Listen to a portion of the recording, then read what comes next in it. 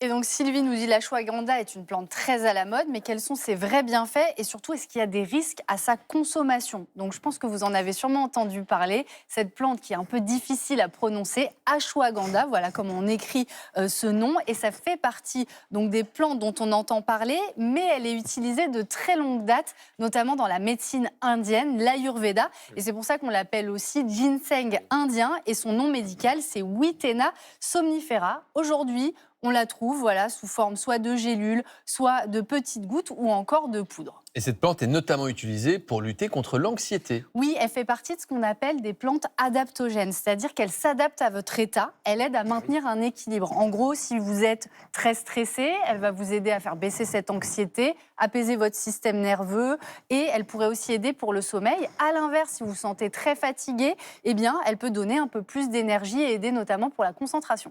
Alors j'ai envie que vous me donniez de l'ashwagandha, mais avant ça, Jimmy. que disent les études? Parce qu'elle a été étudiée, je veux savoir d'abord ce que dit la science. Oui, exactement. Celle-là, elle a été étudiée. Il y a eu plusieurs études randomisées, c'est-à-dire contre placebo, qui ont montré un effet intéressant sur le stress et l'anxiété légère à modéré. Donc, il y a par exemple une étude en 2019 qui montre une baisse du niveau de cortisol, c'est l'hormone du stress, et du ressenti du stress, et ce, donc chez 60 patients qui ont pris pendant 60 jours l'ashwagandha. En 2021, il y a eu une autre étude notamment qui a été publiée. Oui, alors là, elle a été donc menée sur c'est une étude qui a analysé plusieurs études, 5 études distinctes. Là, on est sur 372 personnes et il y aurait un impact modeste mais significatif sur le sommeil. Donc là aussi, assez prometteur.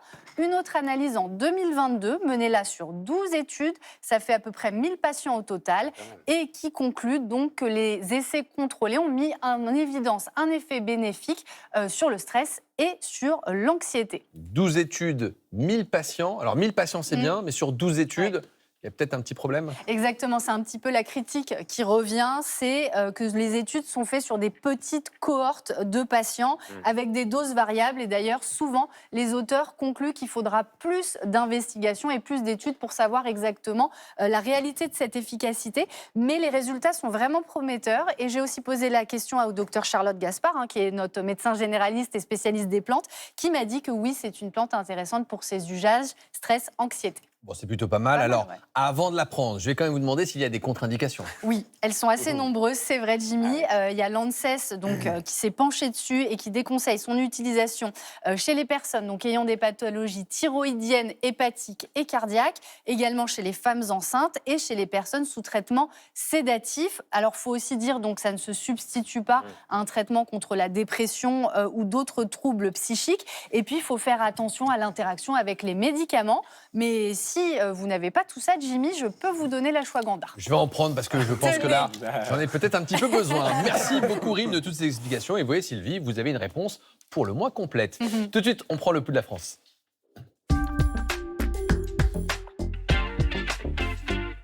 Nous sommes dans la Somme et nous allons nous plonger dans la célèbre bataille de la Somme durant la Première Guerre mondiale. Une bataille qui a fait plus d'1 million de morts et de blessés.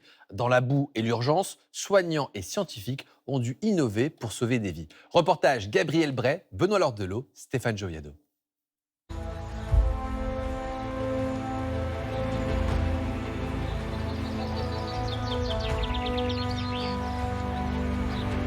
Les paysages de la Somme, ce sont des plaines à perte de vue.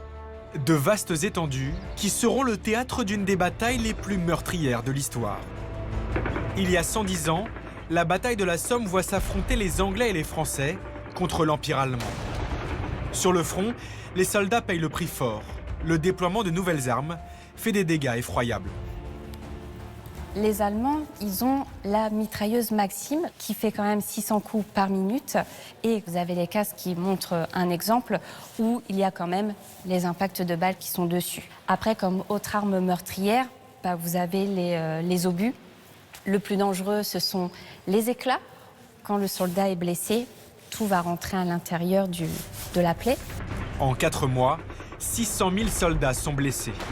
En plus de la violence des combats, ils font face aux conditions parfois dantesques qui mettent les corps à rude épreuve. Dans cette région, quand il pleut beaucoup, ça devient un vrai bourbier. Les hommes et même les chevaux arrivent à se noyer dans la boue. C'est froid, c'est humide, donc les soldats tombent facilement malades. Dans ces conditions, la moindre blessure s'infecte rapidement. Quand il y a un germe infectieux dans la plaie, malheureusement, ça peut prendre des proportions énormes. Et en 24 heures, le blessé peut développer une septicémie.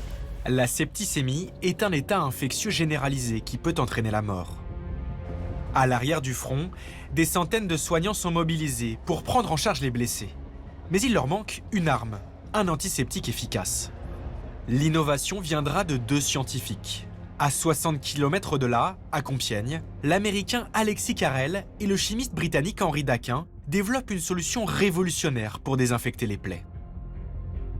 Après avoir testé 200 produits, Daquin s'arrête sur le produit qui va porter son nom, qui est à base d'eau de javel. Donc ça sera vraiment le produit qui sera beaucoup utilisé.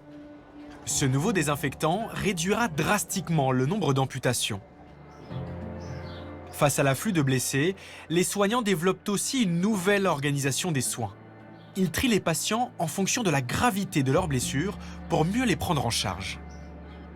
Quand le soldat blessé arrive au poste de secours, ils vont faire un tri. Ils vont gérer les patients qui ont besoin de soins impératifs. Et ensuite, les blessés qui sont triés vont rejoindre des gares régulatrices pour ensuite prendre les trains sanitaires pour pouvoir les emmener dans les différents hôpitaux de l'arrière. Dans ces hôpitaux, les soignants s'affairent pour prendre soin de ces corps meurtris par la guerre. Avec les tranchées, les 2 camps se font face, ce qui expose les soldats à de graves blessures au visage. 15 000 Françaises sont défigurées pendant la Première Guerre mondiale. Des gueules cassées qu'on essaye de réparer avec de nouvelles techniques de chirurgie. Il y a eu, à cette époque-là, la réunion de 2 corps de métier. D'un côté, ceux qu'on appelait les mécaniciens dentistes, pour mettre en place ce qu'on appelle, nous, dans notre jargon, des fixateurs externes, immobiliser les os, et les chirurgiens venus restaurer les pertes de substances cutanées, muqueuses, la langue, le nez, etc.